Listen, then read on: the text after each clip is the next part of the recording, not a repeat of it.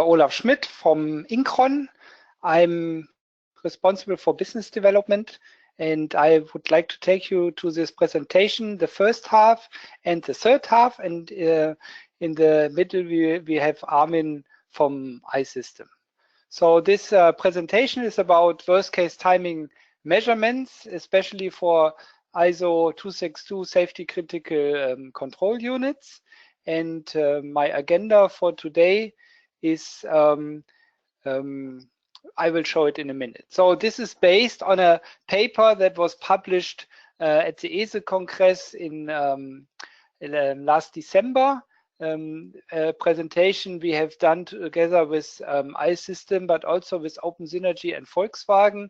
The idea of Volkswagen was a study by Volkswagen was about how can we integrate virtualization into our into their control units. So the people involved into this project and presentation were from Volkswagen, but as well as Armin, Ralph, who's our CEO, and Philip, who's also online today, and myself.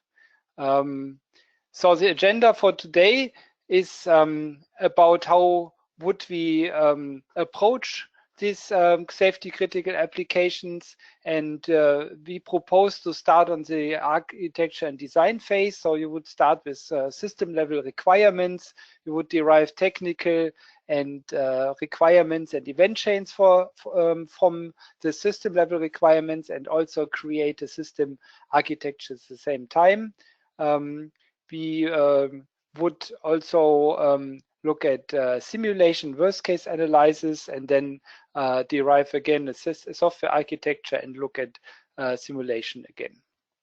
And then after working on the more theoretical parts, after software is implemented, you would actually analyze the system that is actually running with iSystem tools, and Armin will later show how this is done. And from the results of an implementation, we would actually derive a virtual target so that you can run additional tests on the dynamic behavior on the results that you get from the target. So as you see, our focus at first is on the two parts here on the lower left, and then the real testing in the middle. So this is how a system, and especially the timing related things look like. And this was a system that was examined in the project and could be similar to the systems that you actually have. This is a system that includes a hypervisor that has, of course, its own scheduling inside the hypervisor, and then we have a number of virtual machines on here with their own scheduling.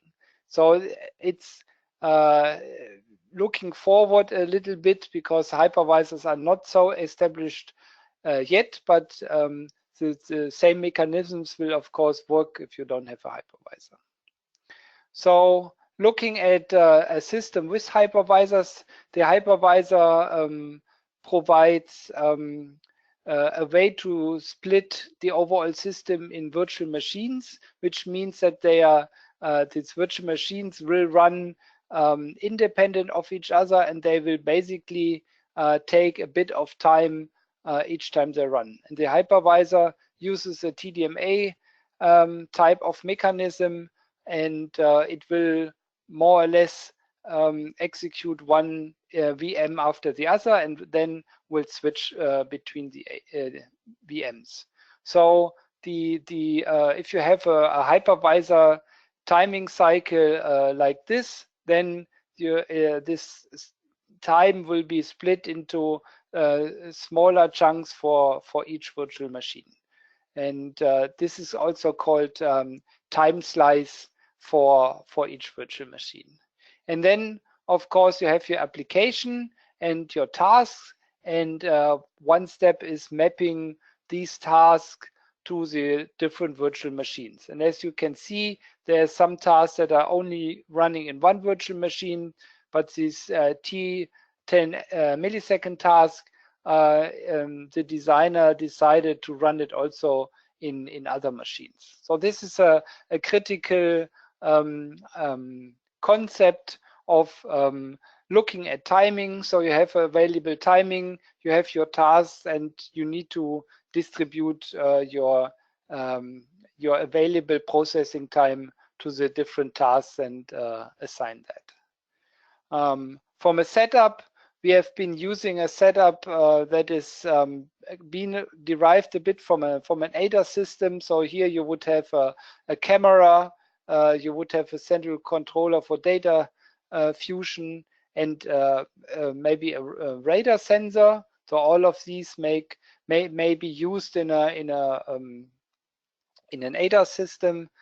And on each of these systems, and that's what we used in this example, we run a hypervisor on a Renesas RH850 board, and in order to see what's actually going on the board, the iSystem blue boxes were attached to each of these boards, and the actual timing behavior could be recorded and traced by the boards and then displayed in the INCHRON tool suite. So, but as we usually start at modeling, and on the simulation side, you can see here that we have created a model with these 3 units, and in each of these units you will see the hypervisor and different virtual machines that have their own scheduler, and then we have some tasks inside the virtual machines. One very interesting part of systems like these is the data that is actually flowing through these different tasks, these different virtual machines. We call them event chains. So in the model, we would also model the event chain, which is basically data flowing from one task to the next task, flowing through this overall system. So in the end, it's not also important that the data is flowing through, but it's very important that the timing of the data is correct. So all the data has to arrive at a certain point in time, for example, here in the data fusion, and it may have different paths of data coming together at a certain time, and the repetition and jitter has to be monitored and has to work in a certain way. So looking at the timing diagram, so for example, in this timing diagram, you can see the timing of the hypervisor. You see this blocks here, which represent the TDMA slots of the hypervisor. Then I put in some virtual machines and some tasks. So you can see that the different tasks here running on the different virtual machine. For example, the VM2, these 3 VM2 tasks run here in the time slot where the VM2 is active, and the VM3 task runs only in the TDMA slot where the where VM3 is active. So this can be derived easily from the model, and we can just execute the model in a form of a simulation. And then you will see that here is a very short response time. So this task is activated, and then after a very short time, you can see that it's actually calculated and ready to go. There's also other tasks that are activated down here, and as they have only time during the VM slot, it may even take multiple slots until they are completed. So design of the slots and the length of the tasks and the assignment of tasks to slot is a very critical design criteria that you need to have a look at when you design such a system. Yeah. And of course, we can put define requirements that we have on this task, like a certain response time, and we can monitor at all times if these requirements are successfully met or not. So that's kind of what we can do on the left side here. So after creating the requirements, we use the simulation and the worst case analysis to see if our requirements are met, and we can do this in cycles step by step and optimize our system architecture and our software architecture. So timing and performance would at the end be checked based on models and simulation before we go to the implementation. But of course, the next step is then to implement the system, and with the implementation, which of course is not part of this talk today, but with the implementation, you would like to have a look at what's going on in the implementation. And so the next step is to measure what comes out of the implementation. And here I would like to switch over to my colleague Armin from eSystem, and I'll be back for the last part then. So please give me a minute to switch. So.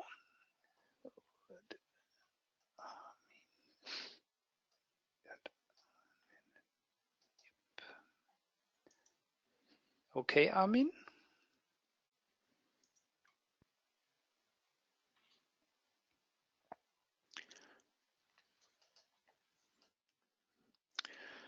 Okay, also welcome on behalf of iSystem to this webinar.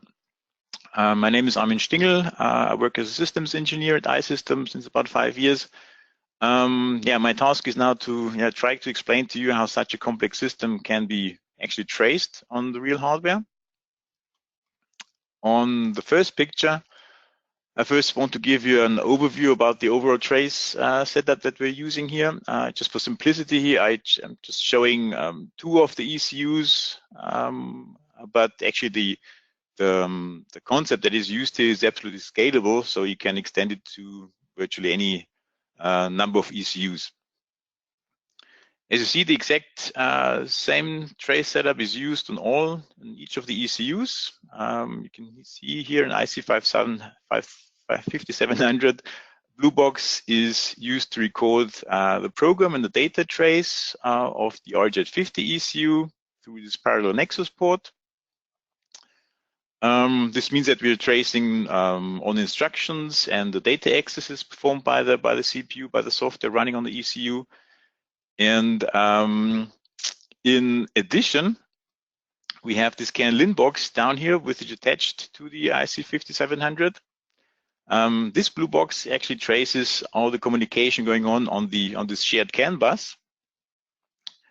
And the unique thing about this setup now is that the trace timestamps between this CAN bus recorder and the software trace recorder are now synchronized in a special method that we have implemented. This means that this setup allows to trace the software activities and the CAN bus communication synchronously to each other. And since the same trace setup is used on both ECUs and both ECUs share the same CAN bus, this CAN bus can basically act as a common time base for this setup. And as you will see later on, such a common time base is required for the correlation of the multiple software traces that we have recorded from the various ECUs. And this is obviously needed to do a timing analysis across multiple of these ECUs.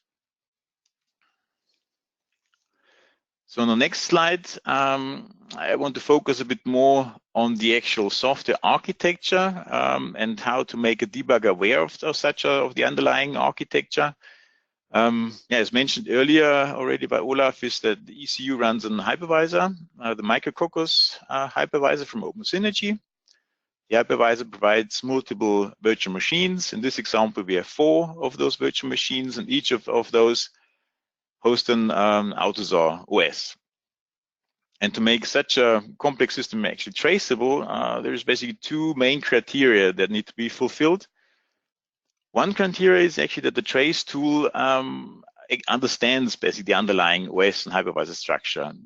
This is what the debugger vendor typically calls OS hypervisor awareness. With an AUTOSAR Classic OS, this OS awareness is typically achieved by reading in a so-called ORT file. ORT is an abbreviation for OSEC runtime interface, meaning this is part of the OSEC standard and now also become part of the AUTOSAR standard. But this setup, this concept needs to be extended for our setup here, as I will explain. The issue that we're facing in this setup here is that we have actually multiple OSs separate by hypervisor on virtual machines. And this concept of hypervisor virtual machines, multiple OSs, is completely not considered by this ORT standard. What we also have to keep in mind here is, okay, what's the actual intention of this exercise?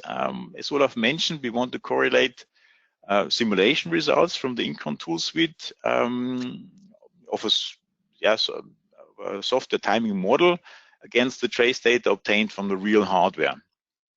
And in order to do a really meaningful correlation of those both timing, simulation versus trace, it is important to compare a similar level of information, a similar level of details.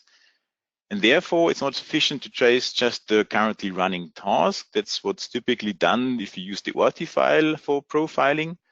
In our case, we really want to trace the detailed task states of each OS task, meaning a task has been activated, not running yet, running, or waiting for an event, etc. Because this is actually the same level the simulation also works on. And for these special OS hypervisor awareness topics at iSystem, we use our own proprietary XML format, which is shown here on this side.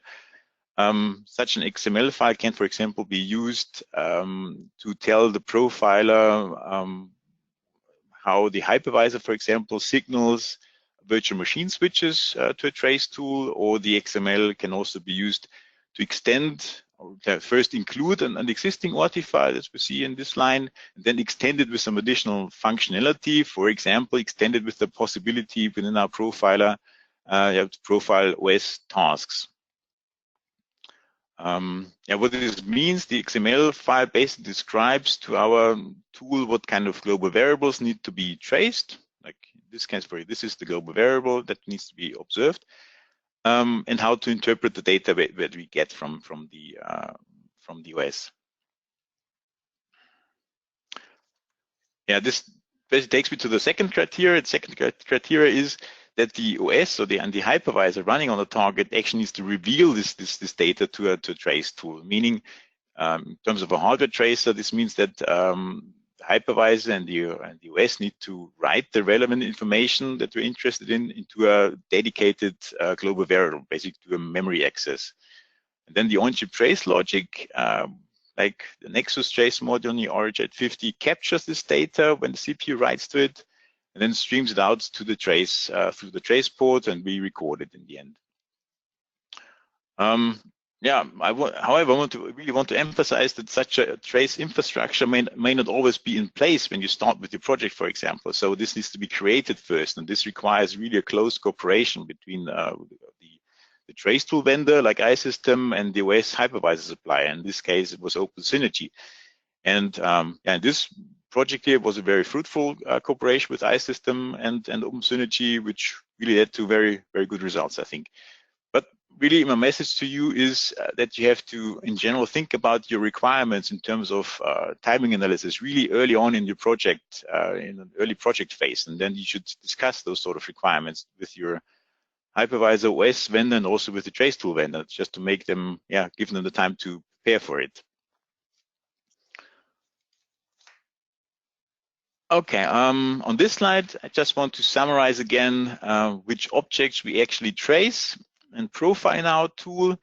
On one hand, we do, based on a full instruction trace, we profile the code and the functions of all the hypervisor and virtual machines. As you see here, each virtual machine has its own image or ELF file, and we profile those, all of them in parallel.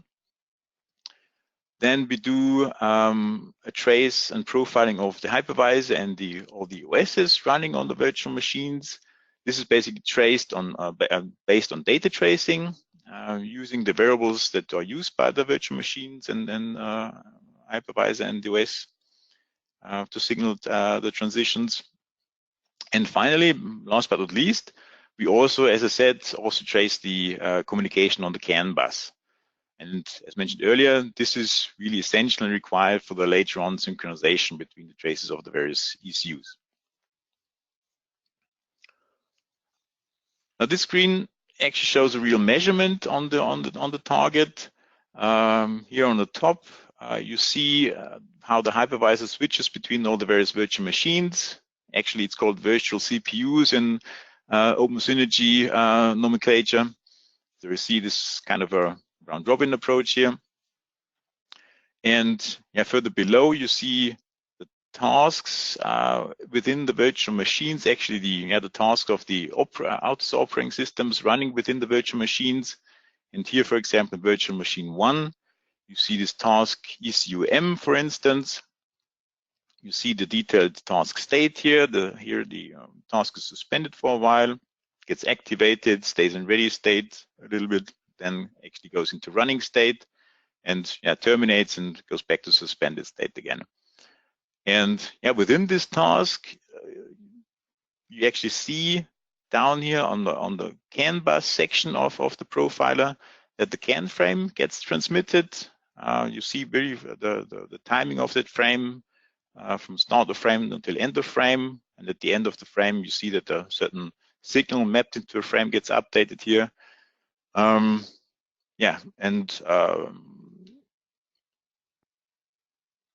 Obviously, those two recordings of the CAN bus and the software is synchronized to each other. And finally, all these trace recordings and profiles need to be transported somehow into the INCHRON tool suite to actually do the correlation against the simulation. The iSystem trace analyzer exports these traces in a specific format, which always basically consists of a timestamp, give a timing information on different objects that can be exported, an action. An object, for example, can be tasks of an operating system, virtual machines, a CAN frame, etc. And the actions are certain events associated with the object, for example, entry-exit of a function or a state change of a task and so forth. And sometimes there's also a value attached to an object. For example, in this case, you have a signal within the CAN frame which gets incremented, in this case, to the value of 43. And for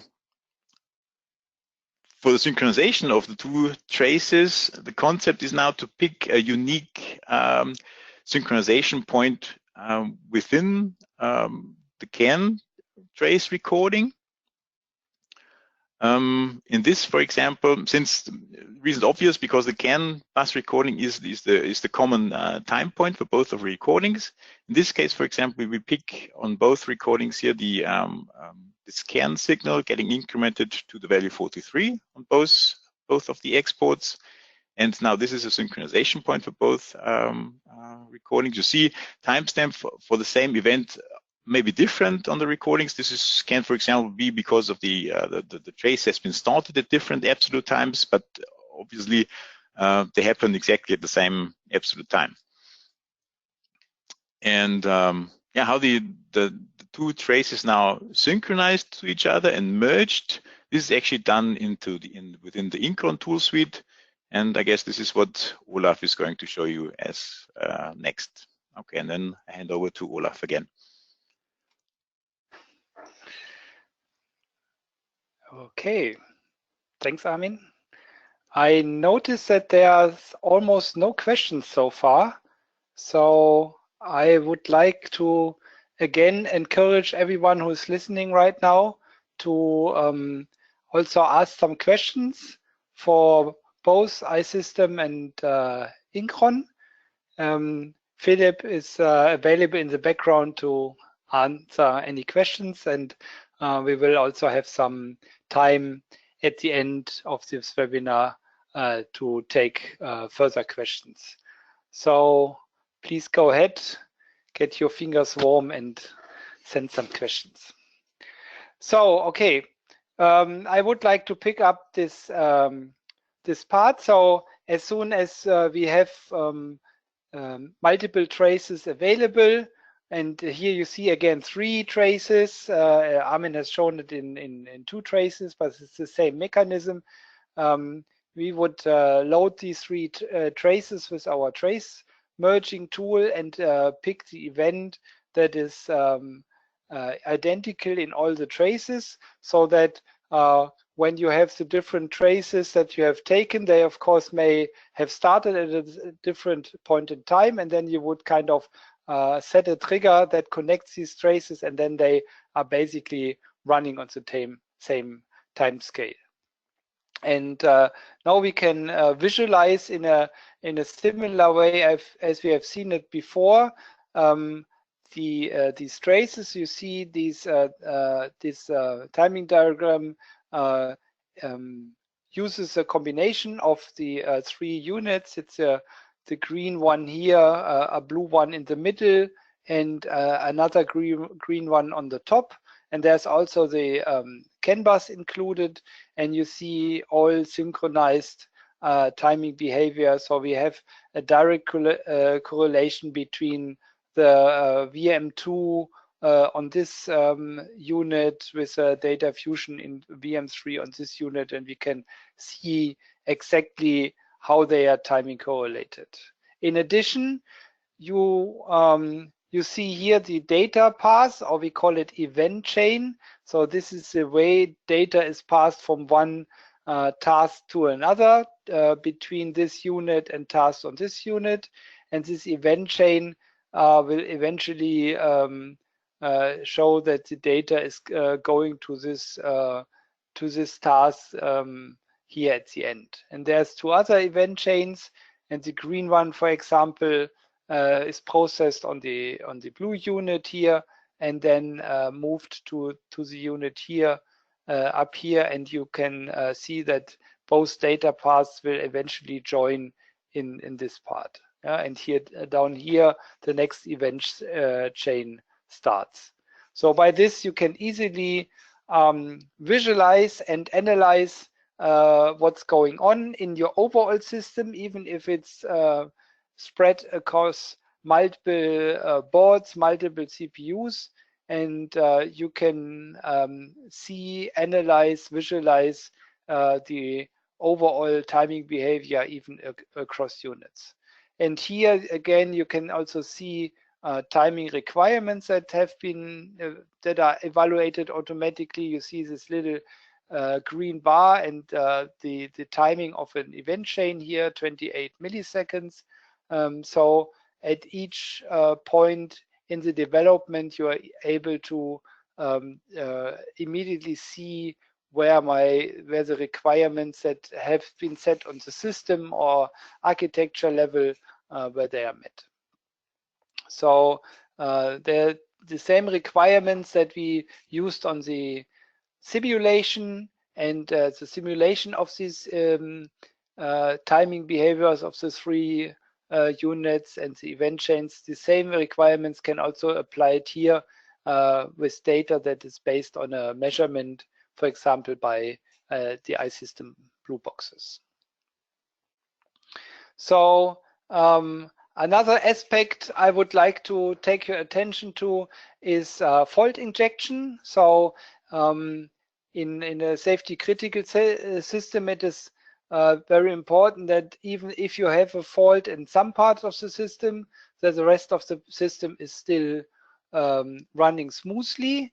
And one aspect to do this. One method to do this is using a hypervisor. So in this example below here, you can see that for some reason this VM2 is crazy overloaded.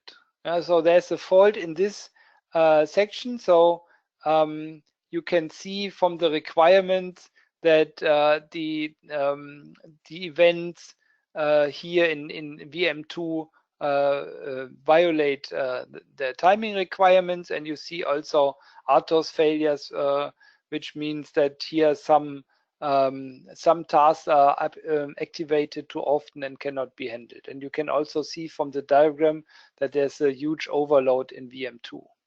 But you can also see at the same time that the hypervisor still lets all the other VMs run smoothly. So it separates the execution of tasks in VM2 from the execution of tasks in VM3, and the VM3 related requirements are still fulfilled, although we have an overload situation here.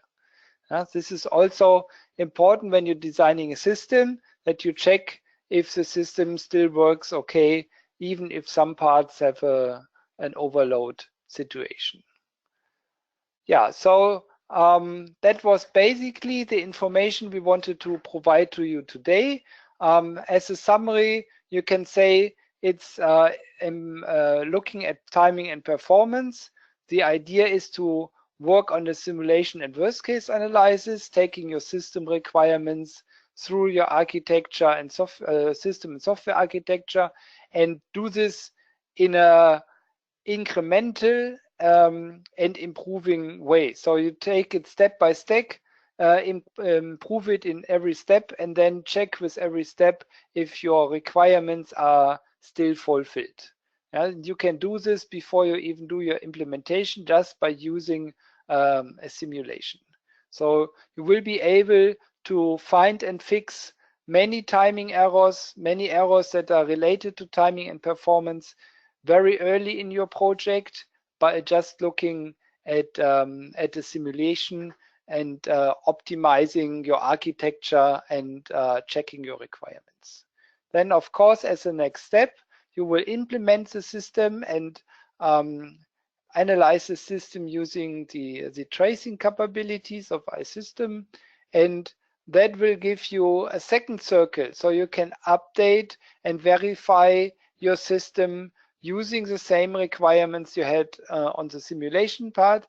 You can also use these requirements when you check your implementation, and then you can update and optimize your implementation, or may have to go back to see if the requirements can be fulfilled. So this is also, you would do this in a circle and work between implementation and architecture until you have all your requirements fulfilled the right way. And then, and this is kind of an outlook and something that's not covered in this presentation today. You can also take this further and create a virtual target from the measurements that you have done. So you can kind of simulate based on the simulate based on your measurements, and by using simulation, by changing some of the values in the simulation, by bringing some statistics in there, you can actually increase your test coverage that you will not be able to do with just having an implementation.